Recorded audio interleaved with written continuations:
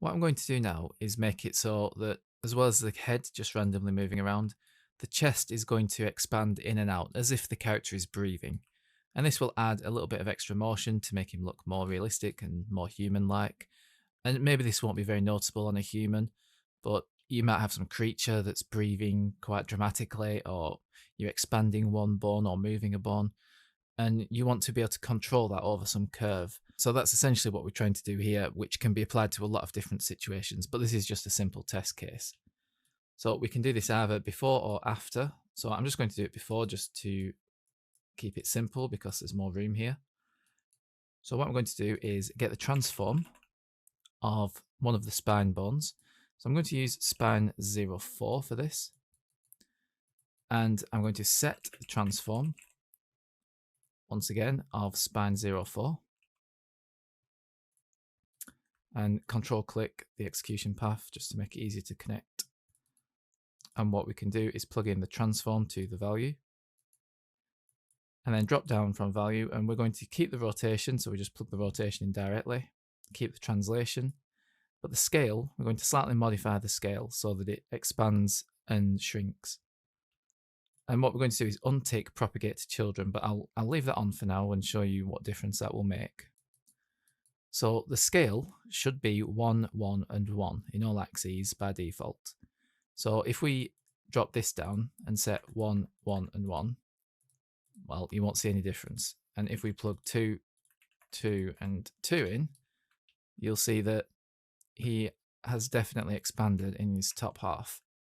But since we don't want to make a superhero, what we can do is, rather than having it firstly propagate to children, this will be a good time to show the difference there.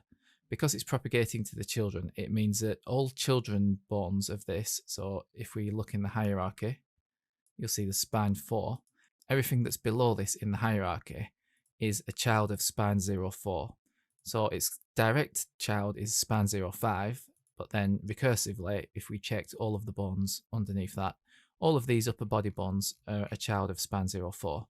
So if we untick propagate to children, what you'll see is just this one spine bone has been expanded. All of the other bones have stayed the same.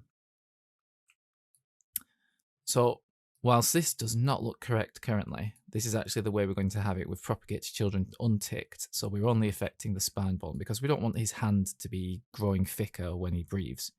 And we don't want the arms to be scaling up for his head. We only want to affect the chest bone to sort of simulate the ribs moving whilst he breathes in and out. So what we're going to do is take the original scale, which should be 1, 1, and 1, and we're going to multiply this. So we're going to do the scale, so not multiply because then you'd have to choose specific axes, although you can do that if you want to. But I'm going to do scale, so we can just scale it by a single value. And we'll plug this into the scale 3D on the set.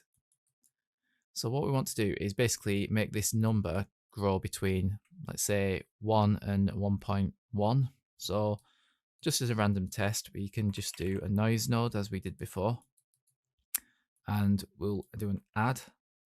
So this will add, and then the result we plug into the factor. And what we're going to do is do 1 plus whatever this number is. So currently this is going between 0 and 1 randomly. So the total number would be whatever outputs of this. So the highest it can be is 1 plus 1. So the factor could go to a maximum of 2, which is obviously too big. So what we're going to do is keep this at 1 because we want to keep the default scale there. But we're going to set the minimum and maximum of this noise node to a low number. So I'll try 0.1. So it's quite subtle. And actually what I'm going to do is unhook the rest so there's no movement because of the randomness, so that we can just see the chest movement. So you can see that it's expanding and contracting. And it might not be too clear on the video, so if you try this yourself and zoom in, you'll see that that is what's happening.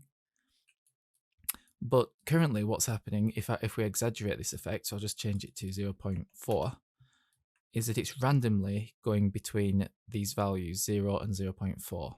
It's not in any sort of periodic way where it's predictable. It's just randomly moving between those values. So what we want to do is create a curve to control the expansion and contraction of this bone. What we can do to use a curve to control this, rather than creating an asset which is a curve asset, we can create the curve directly in the control rig. So if you right click, search for curve, we can do evaluate curve.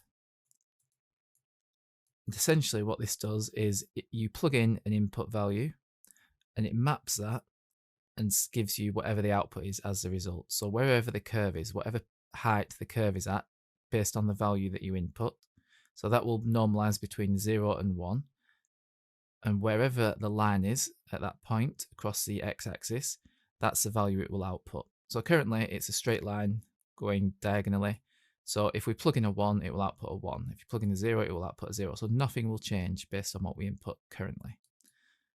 However, what we want to do is make some kind of curve where it will ramp up and then go back down. So on this final point, I'm going to set the value to 0. So the time is 1 and the value is 0. So now we've just got a straight line across the bottom of the graph. Somewhere between these two lines, I'm going to right click and do add key to none. And then this creates a point in the middle. And if we drag this, you can see that now it's created a triangle. And if you want to change the curve type, you can right click on this and click auto, or you could do user or whatever you want. For now, I'm just going to use auto. And I'm also going to select auto on this first key so that this is curved. So now it curves up, and I'm going to move this value up to around about 1, and then it will quickly go back down. But we need to plug in a value so it knows where on this graph it should be checking the value from before we plug it into this add node. So what we're going to do is just plug in the time. So we can right click and search for accumulated time. And then we are going to get the modulo, so let's drag out from time and search for the percent sign, modulo. And we've used this before, but just as a reminder, anytime the number goes over 1, it will take out all of the 1s and just leave the remainder. So that has the result of anytime it's going over 1, it's looping back to 0. So it outputs a number that's between 0 and 1, because if it's ever greater than that, it kind of cuts out all of the whatever's plugged into B, so all of the 1s, and just leaves you with what's left. So it will keep looping over from 0 to 1. So I'm going to plug that into the value. And for the source minimum, source maximum, we can keep that to 0 to 1 because that is our input from 0 to 1. The target maximum, just to keep things simple, I'm going to leave it at 0 to 1 for now and plug this into the add node. But make sure we're not plugging it into B. We still want B to be 1 because we want to have the scale as default by 1, and we're just adding to it. So instead of this noise node, we're going to plug in from this curve value. Now you can see that the chest is expanding and contracting based on this curve. But compile and save just to avoid any crashes. Sometimes there's some issues with creating curves, and it's more likely to crash, I find, than other things in control rig. So just to demonstrate, it's quite gradually moving up and down, but let's just make it very quickly come to the peak and then gradually drop down. So clearly he's got some kind of medical condition if this is how his breathing looks, but this might be useful for some kind of character, alien creature, something like that. And there's other times where you'd use a curve, and so it's important to be able to understand how the time maps to the output. So I would recommend that you just have a play around with this evaluate curve node to create different curves, and you can add new keys to them so that it's doing different patterns, just so you get an idea of how to input a value and then use the output. But I don't want these, so I'm just going to press delete on these 2 points. And I'm going to move this point so it looks like he breathes slowly in and then has a quick exhale. Or maybe that should be the other way around. I forget how to breathe. Okay, so we'll do it that way. And now we want to scale it down. We don't want to be adding 1 to this because then that can total 2, which doubles the scale of this button. So the target minimum we'll keep at 0.0. Target maximum, let's do 0.2. And that's clearly still too dramatic, so I'll do 0.1. And that's still quite obvious now, so I'm going to do 0.04. And now there's some subtle movement. But I want to actually slow this whole thing down. So rather than trying to manipulate it through the curve, what we're going to do is we, instead of the speed being 1 for the accumulated time, we're just going to turn that down. So it's kind of slow motion now at 0.05. So you can still see that the chest is expanding and contracting, but it's at a lot slower rate now. And I think the curve could be a little bit smoother. So I'll try something like this.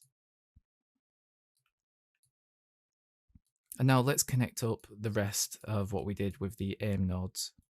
So we're going to the draw transform, which is drawing the position of the control plus the noise. So now you can see that the chest is moving and the head is still tracking that point. And I think if we're up close, the head seems to be moving around quite a lot more than it would be. So let's go to our noise vector, and we've got a minimum and maximum of -10 and 10. Let's just change this down slightly. So we'll go to -5 and 5. So now there's not as much random motion. And I might actually change the speed values down. So I'll change that to 0.3, 0.2, and 0.1. And because they're all different, it makes this out of sync. So it's not just doing the same pattern. They'll kind of stay out of sync and do seemingly random patterns. Although, of course, it's not actually random. It's just pseudo-random. And what you could do is plug in different values, and you could change the speed over time. You could plug in frequencies. And I'm not entirely sure how the speed and the frequency is different in this noise vector node, but you can play around with that and you can see that it does make a difference, but I'm not entirely sure what's going on there. So I'll leave that one for you to figure out. But now we can see that the head is moving a lot more subtly and also a lot slower. And maybe it's too slow and too subtle. So I'm just going to change this back to -10 and 10. Yes, because now that we had the speed slowed down, even though it's still offsetting by the same amount, it's not quite as obvious because he's not doing it as fast. I think maybe we want to slow down the breathing. So over here where we've got the accumulated time, let's just do 0.3. So it's going very slow now. So what we've done so far is we've just added some sort of randomized secondary motion to the character. And this can be useful to just make the character seem a little bit more lifelike and realistic, because if he's completely stationary when the character's not moving, he just turns into an instant statue, or I guess in this case, a mannequin. And that looks quite unrealistic. So just adding this secondary motion, even though it's very subtle, can help sell the effect that this is an actual organic human or creature.